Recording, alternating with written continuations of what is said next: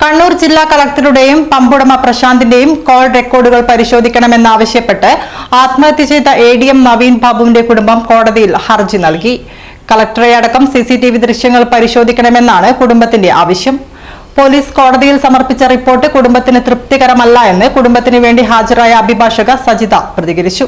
കോടതിയിൽ സമർപ്പിച്ച phone number അല്ലാതെ മറ്റു ഫോൺ നമ്പറുകൾ കളക്ടറോ പ്രശാന്തോ ഉപയോഗിക്കുന്നുണ്ടെങ്കിൽ അതിന്റെ കോൾ ഡാറ്റ റെക്കോർഡുകളും ടവർ ലൊക്കേഷനുകളും സംരക്ഷിക്കണമെന്ന് ആവശ്യപ്പെട്ടുകൊണ്ടാണ് ഹർജി നൽകിയിരിക്കുന്നത്.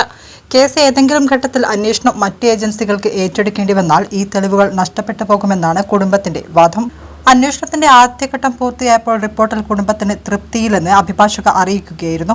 ജില്ലാ കളക്ടറുടെയും പ്രശാന്തിന്റെയും കോൾ റെക്കോർഡുകളാണ് മുഖ്യ തെളിവുകളായി അഭിഭാഷക ചൂണ്ടിക്കാണിക്കുന്നത്. പ്രശാന്തിന്റെ കോൾ റെക്കോർഡ്സും അതിന്റെ CDR ഒക്കെ എടുക്കാൻ പറഞ്ഞിട്ടുണ്ട്.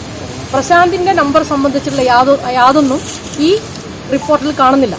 അതുകൊണ്ട് തന്നെ ഈ വിഷയത്തിൽ ഇതിലാണ് ഇന്ന് വാദം നടന്നത്.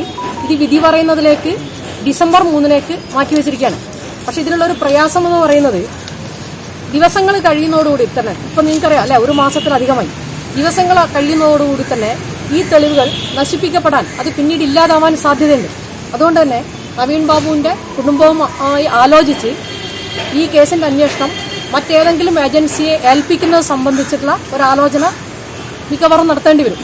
അത്രമാത്രമാണ് ഇപ്പോൾ പറയാനുള്ളത്. കളക്ടർ ഉപയോഗിക്കുന്ന ഒരു ഫോണിലെ കോൾ റെക്കോർഡുകൾ മാത്രമേ അന്വേഷണ സംഘം പരിശോധിച്ചിട്ടുള്ളൂവെന്നത് പ്രധാനപ്പെട്ട കാര്യമാണെന്ന് കുടുംബം ചൂണ്ടിക്കാട്ടി. തെളിവുകൾ നഷ്ടപ്പെടുമോ എന്ന ആശങ്ക കുടുംബം അഭിഭാഷക മുഖേന പ്രകടിപ്പിച്ചു. ഒക്ടോബർ 15 കണ്ണൂർ പള്ളിക്കുന്നിലെ ക്വാർട്ടേഴ്സിൽ ADM നവീൻ ബാബുവിനെ തൂങ്ങി മരിച്ച നിലയിൽ കണ്ടെത്തിയത്. നവീൻ ബാബു പെട്രോൾ പമ്പിന് NOC അനുവദിക്കുന്നതിൽ വഴിവിട്ട് ഇടപെടൽ നടത്തിയെന്നും അതിനുള്ള തെളിവുണ്ടെന്നും PP ദിവ്യ ADMന്റെ യാത്രയപ്പ് യോഗത്തിലെത്തി ആരോപിച്ചതിന് പിന്നാലെയായിരുന്നു ആത്മഹത്യ.